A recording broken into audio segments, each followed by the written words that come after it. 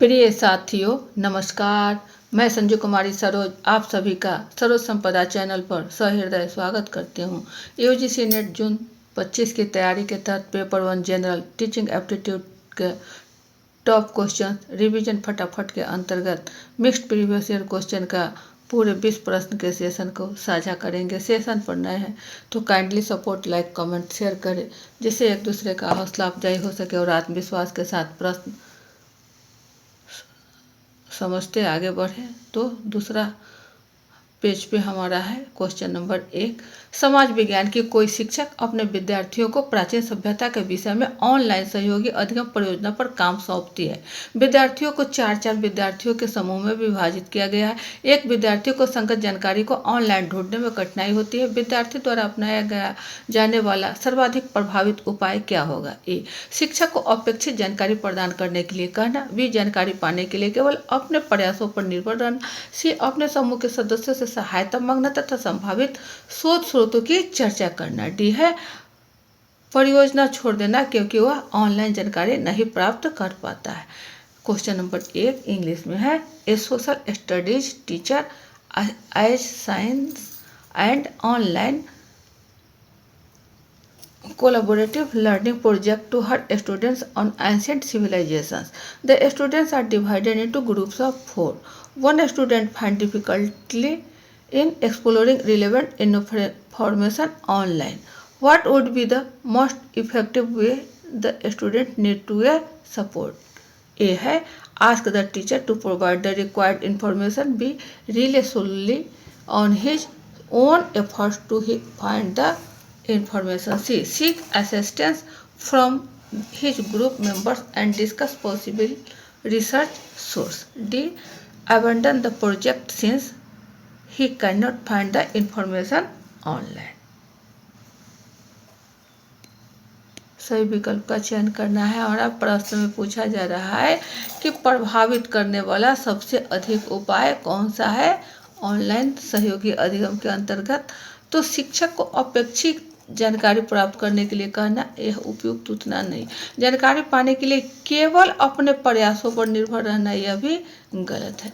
अपने समूह के सदस्यों से सहायता मांगना तथा संभावित शोध स्रोतों की चर्चा करना, यह कथन सही है। तो हमारा सही विकल्प क्या हो जाएगा? Option C, seek assistance from his group members and discuss possible research source.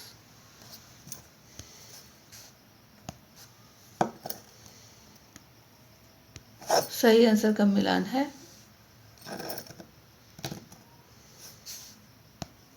चलिए नेक्स्ट है दूसरे नंबर। निम्नलिखित में से किनका उपयोग आभासी वर्चुअल क्षेत्र भ्रमण के लिए किया जा सकता है? A, Prezi. B, Kahoot. C, बरबेला। D, Flipgrid. इंग्लिश है which of the following can be used for virtual field trips? A, B, C, D में चयन करना है कौन कौन सा इसमें काम करेगा।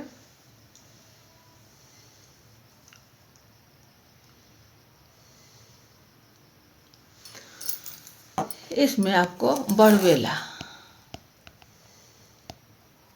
और सेकेंड लाइफ, ये दो जो है आपको बरबेला सी और सेकेंड लाइफ ई, यही महत्वपूर्ण है वर्चुअल एंजॉय करने के लिए। ऑप्शन बी है।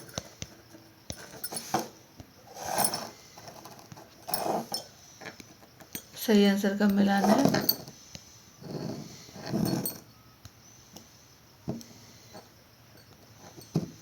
चलिए अगला क्वेश्चन है। नीचे दो कथन दिए गए हैं। कथन 1, विषय वस्तु के विश्लेषण को दृश्य सामग्री पर प्रयुक्त नहीं किया जा सकता है। कथन 2, विषय वस्तु के विश्लेषण के माध्यम से प्रश्न क्यों का उत्तर निश्चित करना कठिन है। इंग्लिश है given below are two statement. Statement 1, content analysis can not be applied to visual materials. Statement 2, it is difficult to ascertain answer why question should content analysis.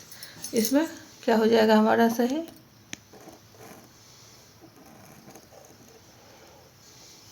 तो इस प्रश्न को एनटीए यूजीसी नेट द्वारा खारिज कर दिया गया है।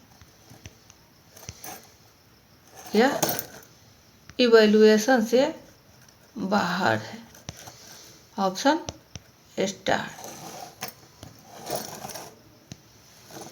सही आंसर का मिलान है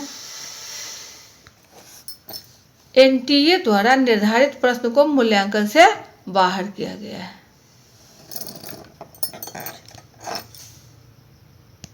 नेक्स्ट है 4 पर MIDI का मतलब है। MIDI stand for A multimedia interface data interchange, B musical instrument digital interface और सी है मल्टी इंटरफेस डाटा, डी है media interchange for interference. MIDI जो है एम है आपका musical instrument digital interface, option B.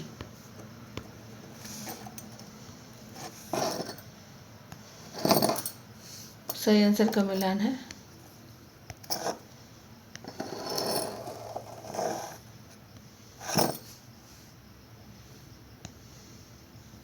5 number पर है सहायक सामग्री को प्रभावित करने वाले कारक निम्नलिखित में से कौन से हैं? ए अस्पष्टता और व्यापकता, बी सामग्री की मात्रा, सी अधिगमकर्ता की आयु एवं स्तर की उपयुक्तता, डी अधिगम उद्देश्य के लिए प्रासंगिकता। इंग्लिश है which of the following factors influence the effectiveness of support material? A clarity and comprehensibility, B quantity of material, appropriateness for the learner's age and level, D relevance to the learning objectives। प्रश्न है कि सहायक सामग्री जो हमारा है supported material यह किस प्रकार प्रभावित करेगा, हमें साबित करना।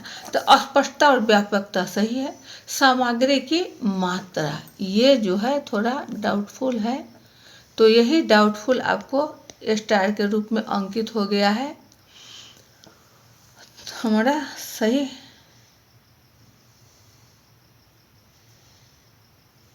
सामग्री की मात्रा जो है ये हमारा सही आ जाएगा बी की ओर।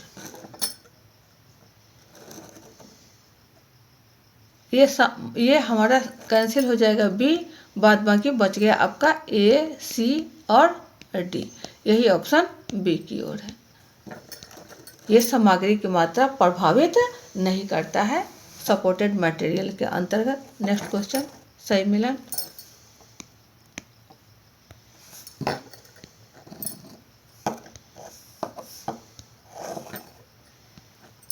छठे नंबर पर है निम्नलिखित में से कौन से कारक अधिगमकर्ताओं के अधिगम को प्रभावित करते हैं? ए पारिवारिक संरचना, बी सामाजिक आर्थिक स्थिति, सी सांस्कृतिक पृष्ठभूमि, डी विद्यालय का प्रकार। इंग्लिश है which of the following factors affect learning of learners? A family structure, B socio economic status, C cultural background और डी है टाइप ऑफ स्कूल।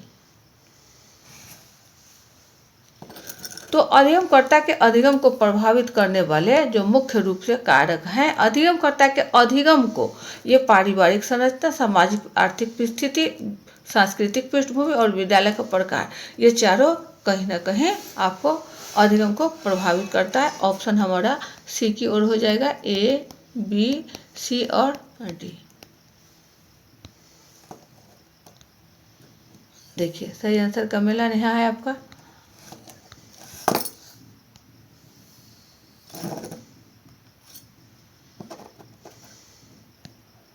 नेक्स्ट है सहयोगात्मक अधिगम में निम्नलिखित में से किस रणनीति से श्रवण कौशल विकसित होता है? ए फिश बाउल, बी स्वरों का समूह, सी जिगसॉ रणनीति और डी है प्रकरण अध्ययन। क्या होगा सही? तो यह जो है आपको लर्निंग स्टेप के लिए फिश बाउल उपयुक्त है, ऑप्शन ए।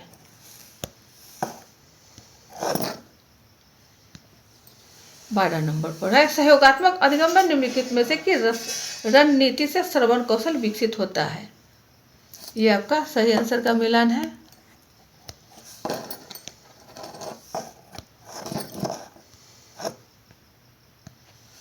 आठवें नंबर पर है निम्नलिखित में से कौन से स्वमानक आकलन के घटक है? ये स्वयं और समकक्षी का आकलन, भी अधिगम लक्षण को साझा करना, सी है शिष्यों में भेद करना, डी प्रभावी तरीके से प्रश्न पूछना।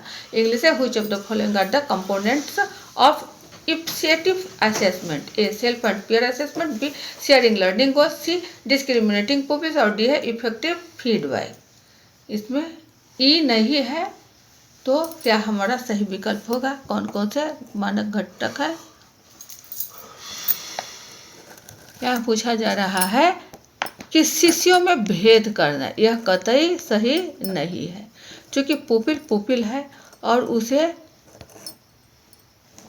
यह बड़ा है वह छोटा है, इस प्रकार का भेद उपयुक्त नहीं है। इसी हमारा कैंसिल हो जाएगा, बाद बाकी ए बी और डी ये आपका सही है।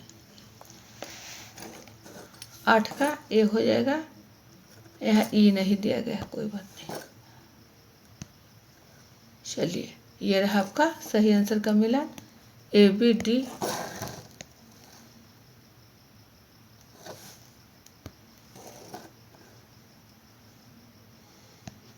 नेक्स्ट है 9 में, कक्षा में अभिप्रेरणात्मक वातावरण अभिवृद्धि के उपाय निम्नलिखित में से कौन से है? ए विद्यार्थी की अभिरुचि बनाए रखने के लिए निर्देशात्मक रणनीतियों के भिन्न प्रकारों का प्रयोग करना, बी विद्यार्थियों के एक दूसरे के साथ अपने अनुभव एवं उद्गम के साझा करने के अवसर प्रदान करना, सी कक्षा में व्यंग कटाक्ष और श्रेष्ठ प्रदर्शित करने की अनुमति देना, डी है विश्वास एवं सहयोग पर आधारित कक्षा के वातावरण को प्रोत्साहन देना। इंग्लिश है which of the following are the ways to increase motivational climate in the class? A.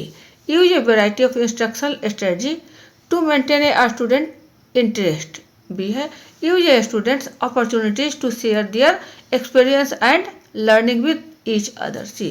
Allow sarcasm and superiority to exist in classroom. D है fostering classroom atmosphere which is based on trust and cooperation.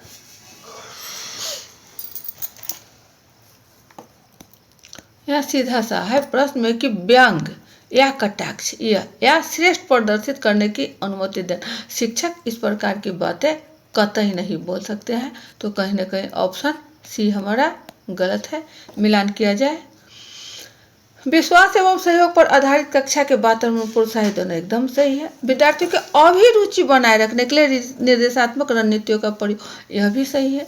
विद्यार्थियों के एक दूसरे के साथ अपने अनुभव एवं अधिगम को साझा करने के अवसर प्रदान करना, यह भी सही है। यानी ए बी और डी ये पूर्णतः सही है, जो ऑप्शन सी की ओर है।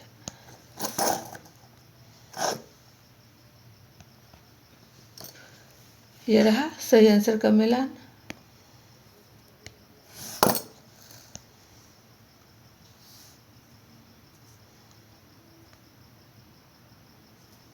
सही आंसर का मिलान है।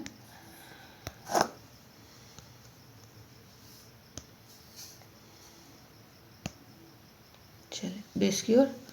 निम्नलिखित में 10 में निम्नलिखित में कौन कौन प्रभावी शिक्षण की मूलभूत आवश्यकताएं हैं? ए केवल वही शिक्षण करना जो पाठ्यचर्या में शामिल है, बी अच्छा संप्रेषण कौशल, सी दृढ़ शिक्षण उपागम का प्रयोग, डी विषय का उत्कृष्ट ज्ञान और ई है विद्यार्थियों से जुड़ने की क्षमता। इंग्लिश है which of the following are the basic requirements for effective teaching? A teaching only what is included in the curriculum, B good communication skills, C using a rigid teaching approach, D excellent subject knowledge, E ability to connect with studies। इसमें choose करना है ABCD में कौन हमारा सही होगा, कौन गलत हो जाएगा। 10 में पूछा जा रहा है कि मूलभूत आवश्यकताएं क्या है शिक्षण के अधिगम के लिए, कि मूलभूत आवश्यकताएं क्या है, यही सवाल है हमारा। तो केवल वही शिक्षण प्रदान करना जो केवल यह जो है यह शिक्षा जगत में कहीं प्रयोग नहीं करना है। अच्छा संप्रेषण कौशल, तो यह बिल्कुल सही है। दृढ़ शिक्षण उपागम का प्रयोग, यह उतना उपयुक्त नहीं। विषय का उत्कृष्ट ज्ञान, ठीक है। विद्यार्थियों से जुड़ने की क्षमता, यह भी ठीक है। यही आपका 3 रहा, यानी बी डी और ए ये तीनों है। सही आंसर का मिलान है बी डी और ई।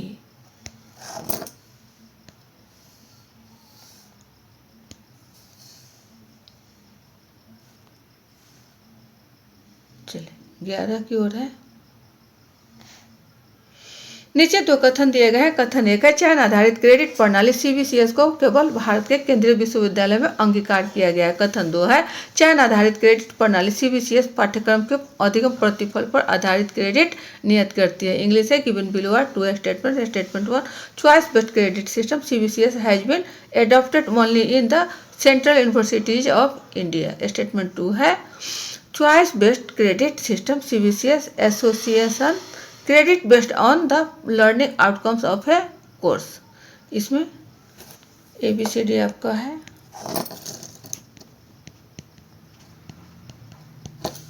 क्या हो जाएगा सही?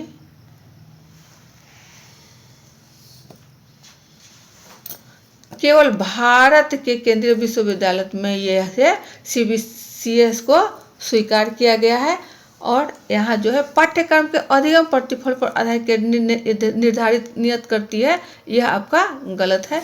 यानी कथन एक सही है और दो हमारा गलत है। Statement one is false but statement two is true. यहाँ जो केवल है यह केवल भारत के केंद्रीय, यह आपको गलत साबित कर रहा है। यहाँ यह नहीं होना चाहिए। तो कथन एक ही गलत है और कथन दो आपको सही होगा, क्योंकि अधिगम प्रतिफल पर यह आधारित है और यह क्रेडिट नियत करती है। यह हमारा डी की ओर जाएगा। स्टेटमेंट वन इज फॉल्स, ये हमारा फॉल्स होगा, क्योंकि केवल भारत के लिए यह कहा जा रहा है। ऐसा नहीं है कि चॉइस बेस्ड क्रेडिट सिस्टम जो है वह सिर्फ भारत के लिए अंगीकार किया गया है केंद्रीय विश्वविद्यालय में। तो सही क्या हो रहा है? हमारा डी की ओर होगा। सही आंसर का मिलान है।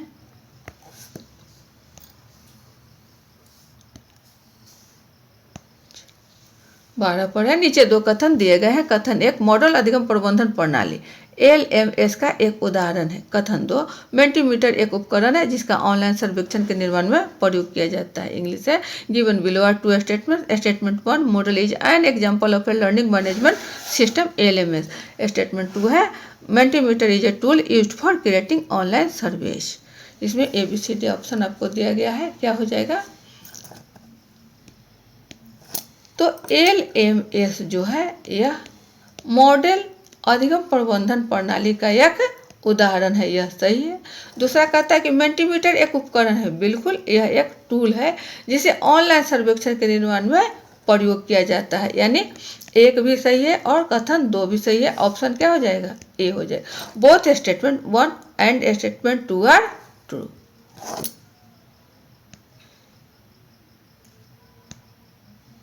यह है सही आंसर का मिलान।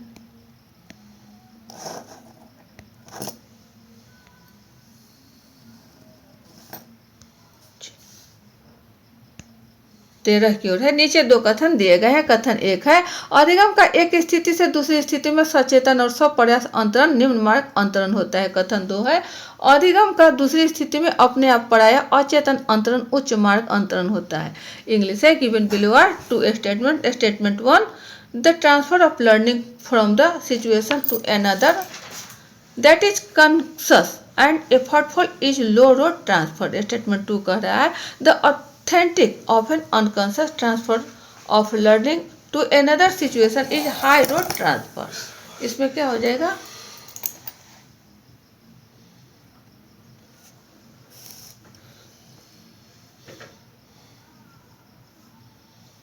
यहाँ पूछा जा रहा है कि अधिगम की जो स्थिति है वह दूसरी स्थिति में सचेतन और स्वप्रयास अंतरण।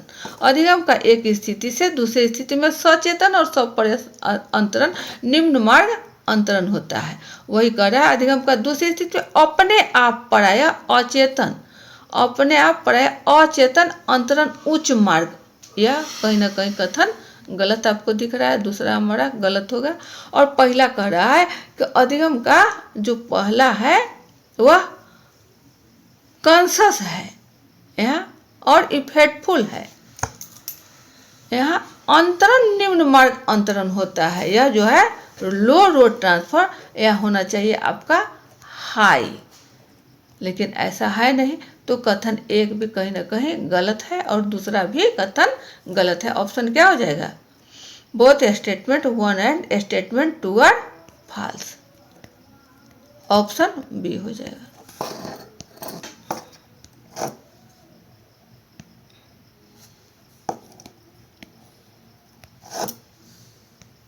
सही आंसर का मिलान है।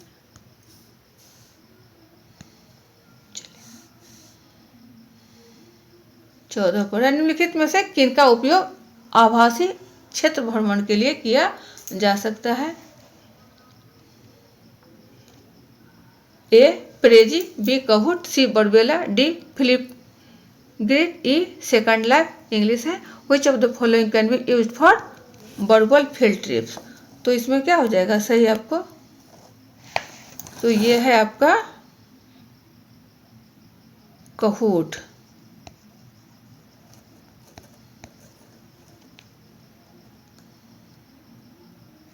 और फ्लिप ग्रिड,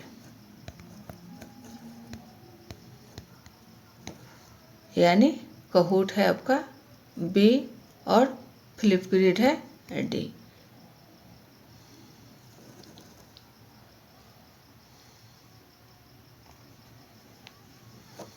ये आपका कैंसिल होगा, आपका आएगा भरबेला और सेकंड लाइफ। ये दोनों जो है आपको वर्चुअल, जिसे आभासी भी कहा जाता है, जो हम सिर्फ इंटरनेट के माध्यम से देख सकते हैं। तो क्या जाएगा हमारा बरबेला और सेकंड लाइफ, यानी बी और ई सही है। बी नहीं, सी है, सी और ई, सी और ई ऑप्शन बी की ओर है। सही आंसर का मिलान है।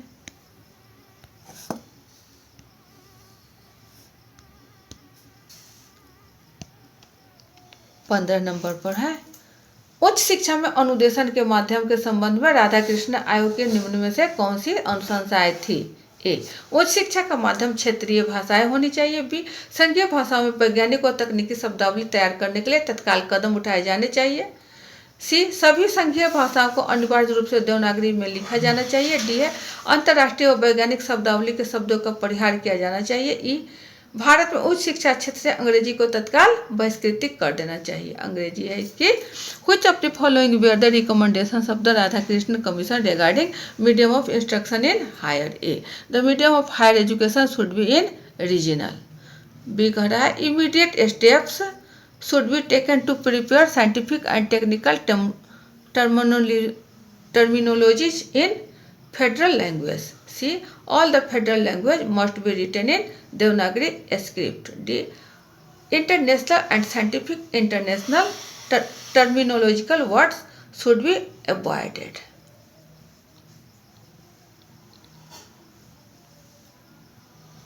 क्या होगा सही विकल्प?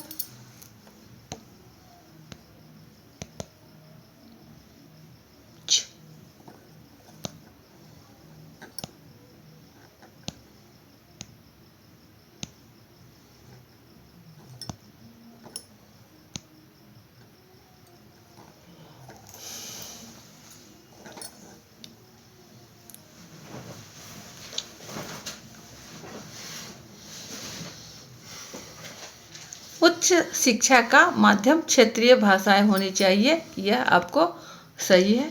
संघीय भाषाओं में वैज्ञानिक और तकनीकी शब्दावली तैयार करने तत्काल कदम उठाए जाने चाहिए, यह भी सही है आपका। सभी संघीय भाषाओं को अनिवार्य रूप से देवनागरी में लिखा जाना चाहिए, यह भी सही है। यानी ए बी सी आपको यही आंसर हो जाएगा ए। डी कह रहा है वैज्ञानिक शब्दावली के शब्दों को परिहार, यह बिल्कुल नहीं होगा। और तत्काल बहिष्कृति अंग्रेजी, यह भी नहीं है। ए बी एंड सी हो जाएगा।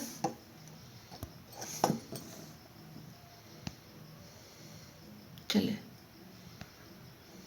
16 पर है यदि आपके मित्र का मोबाइल नंबर बदल जाता है और आप अक्सर उसके पुराने नंबर पर फोन करते हैं, यह उदाहरण है। ए अधिगम का सकारात्मक अंतरण, बी अधिगम का नकारात्मक अंतरण, सी अधिगम का शून्य अंतरण, डी है अधिगम का द्विपक्षीय अंतरण। इंग्लिश है if the mobile number of your friend change and you often continue to dial his forward number, it is an example of A positive transfer of learning, B negative transfer of learning, C zero transfer of learning और D है bilateral transfer of learning। क्या होगा पुराने number पर ही बात करना, नए number को ध्यान में नहीं रखना, न लिखना, न उसका कुछ इस्तेमाल करना, ये कहीं ना कहीं हमारा ट्रांसफ़र कुछ नहीं हो रहा है। जब कुछ नहीं हो रहा है तो क्या हो जाएगा, ये हमारा निगेटिव की ओर है, क्योंकि हमने निगेटिविटी के transfer of learning, option B की ओर है।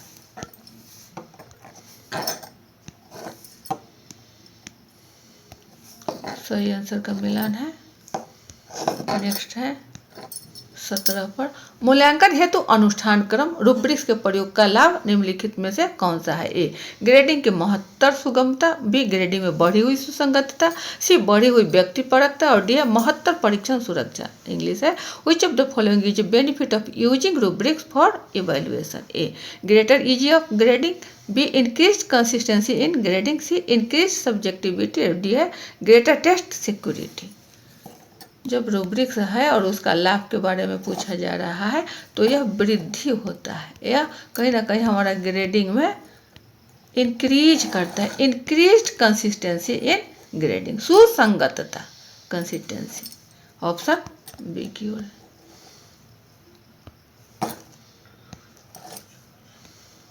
सही आंसर का मिलान है।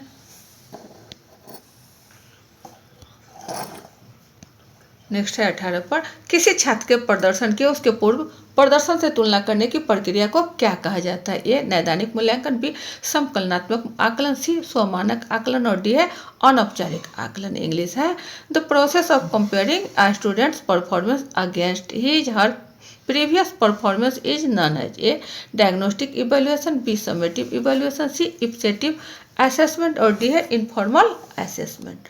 क्या होगा, पूछा जा रहा है कि छात्र के प्रदर्शन के उसके पूर्व प्रदर्शन से तुलना करना, इसको क्या कहा जाता है।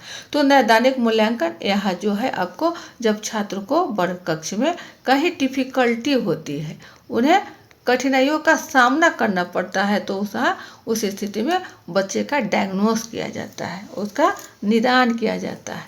और बी कह रहा है समकलनात्मक आकलन, यह जो है आपको या तो सेमेस्टर वाइज और जो भी सेमेस्टर है उन सेमेस्टर को जोड़कर एक साथ है, जो हमारा एनुअल होता है वार्षिक, उसमें किया जाता है, यानी वह समेटिव इवैल्यूएशन है। और अनौपचारिक इनफॉर्मल असेसमेंट, यह जो है कहीं भी कभी भी कुछ भी सीखा समझा जा सकता है, इसका कोई समय का पाबंदी नहीं है, तो ये भी नहीं होगा। क्या हो जाएगा, स्वमानक आकलन, यानी इप्सेटिव असेसमेंट, या पहले से जो प्रदर्शन की गई है उसकी जो जानकारी थी उससे तुलना करने की प्रक्रिया को कहा जाता है। ऑप्शन हमारा सी हो जाएगा। सही आंसर का मिलान है।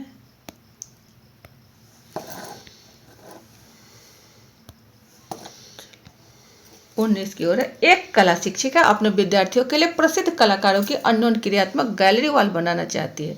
निम्नलिखित में से कौन सा साधन सर्वाधिक उपयोगी होगा। A, Screencastomatic, B, Padlet, C, adapter, और डी है मल्टीमीटर। इंग्लिश है, and a teacher wants to create an interactive gallery wall of famous artists for her students, which of the following tools would be. A, Screencastomatic, B, Padlet, C, adapter, और D है multimeter. एक शिक्षिका है जो वह gallery wall के अंतर्गत कुछ कलाकारी करना चाहती है, तो वह इंटरनेट के किसके आधार पर हो, तो हो जाएगा आपका पैडलेट। ऑप्शन बी की ओर।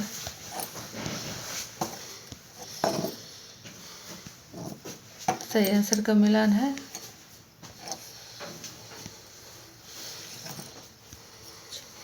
नेक्स्ट है 20 की ओर, निम्नलिखित में कौन सी विशेषताएं अध्यापक केंद्रित शिक्षण विधि की विशेषताएं नहीं है। ए, विद्यार्थी निष्क्रिय अधिगमकर्ता होते हैं, बी, अध्यापक अधिगम हेतु सुसाध्यकर्ता के रूप में कार्य करते हैं, सी, अध्यापक अधिगम गतिविधियों को निर्देशित करते हैं, डी, अधिगम विद्यार्थियों के बीच सहयोगात्मक आधारित प्रक्रिया है, ई है, अधिगम विद्यार्थी अभिरुचि आधारित होता है। English, which of the following are not the characteristics of teacher centered methods of training teaching.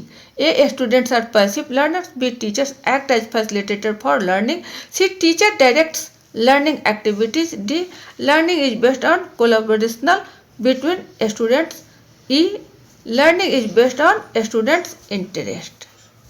ये है आपको सेशन का आखिरी प्रश्न, 20वां प्रश्न है। कुल 20 प्रश्न बनाए गए थे, इसमें इसका सही विकल्प का चयन करना है। क्या हो जाएगा, पूछा जा रहा है, प्रश्न को भी ध्यानपूर्वक देखेंगे कि नहीं कौन हमारा विशेषता नहीं है, इसके संदर्भ में है। तो विद्यार्थी निष्क्रिय अधिगमकर्ता होते हैं, यह गलत है। विद्यार्थी सक्रिय होते हैं। अध्यापक अधिगम हेतु तो सुसाध्यकर्ता के रूप में कार्य करते हैं, हाँ करते हैं, ये भी, लेकिन पूछा जा रहा है विशेषताएं नहीं है, हमें नहीं के संदर्भ में जाना है। तो ये आपका हो जाएगा।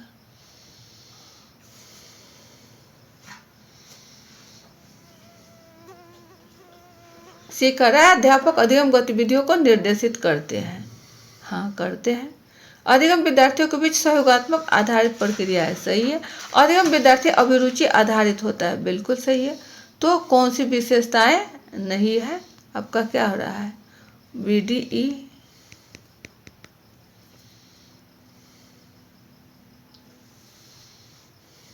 ऑप्शन सी की ओर है।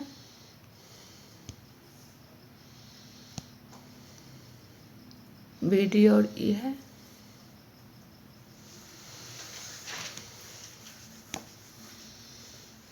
क्योंकि यह जो है अध्यापक केंद्रित के बारे में पूछा जा रहा है कि शिक्षण विधि की विशेषताएं नहीं है, ऑप्शन सी है। तो ये थे आपके कुछ महत्वपूर्ण चुनिंदा प्रश्न जिसे परीक्षा में पूछे जाने की संभावना है, इस पर ध्यान रखें। सेशन पर नए हैं तो kindly support, like, comments, share करें, जिससे एक दूसरे का हौसला अफजाई हो सके। वीडियो ज़्यादा लंबा न बने, सेशन यहीं वाइंड अप किया जाता है। मिलते हैं नेक्स्ट वीडियो में, तब तक के लिए जय हिंद, वंदे मातरम।